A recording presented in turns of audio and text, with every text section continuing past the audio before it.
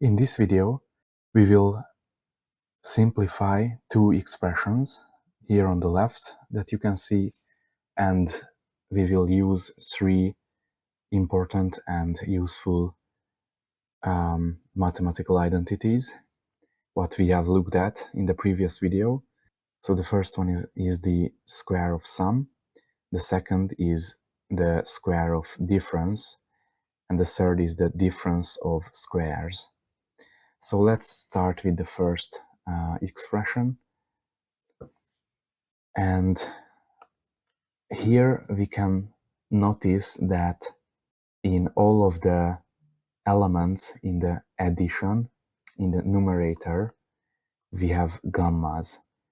And because of this, we can pull that out from the sum.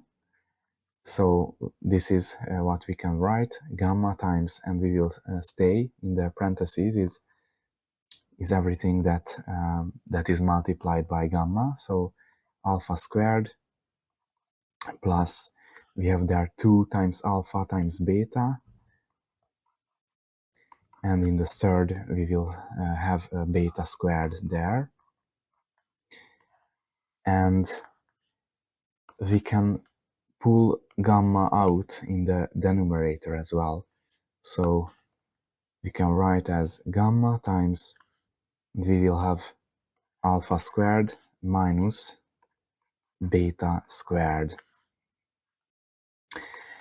and we can simplify by gamma because that appears both in the numerator and the denominator, and in the numerator we have a square of sum, that is the first identity, so that we can write as alpha plus beta squared.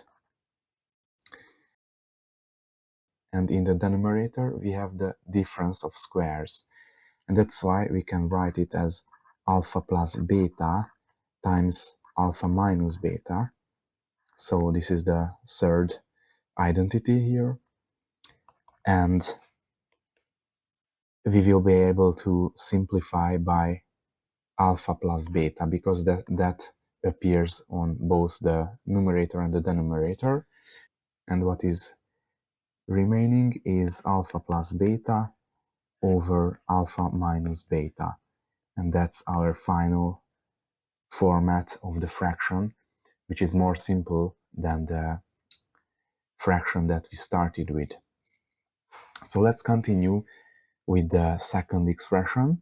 Here we have a subtraction, and the first element in the subtraction is a fraction, and because of that we will have to make a common denominator, and that will be this a minus b. So we will have to expand a minus b by a minus b. So what we will have is a plus b squared minus a minus b times a minus b over a minus b. I hope you could understand this step. So what we did here is that we expanded the second expression by a minus b because that would be that is our common denominator, and this way if we divided both elements in the numerator by a minus b, then we would get back the original format of the subtraction. So here we would have a plus b squared over a minus b, which is the first part, and we would have here a minus b because we could simplify the fraction by a minus b. So let's continue here. So we have in the numerator a plus b squared, and we subtract a minus b squared. So in the denominator we will have this a minus b, which is the common denominator. Okay, let's continue this, and we will use the square of sum and square of difference.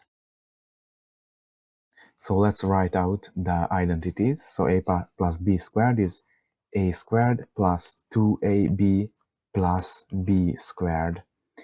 And we have a minus, and a minus b squared is a squared minus 2ab plus b squared. And don't forget to write this in parentheses because we have a negative operation here that will affect the signs of the parts. And we will have an a minus b in the denominator. So let's just multiply by the negative operation here. So we will have the a squared plus 2ab plus b squared, and we will have a minus a squared, and minus times minus is plus, so plus 2ab, and minus times plus b squared is minus b squared. And this is divided by a minus b. So I will continue here.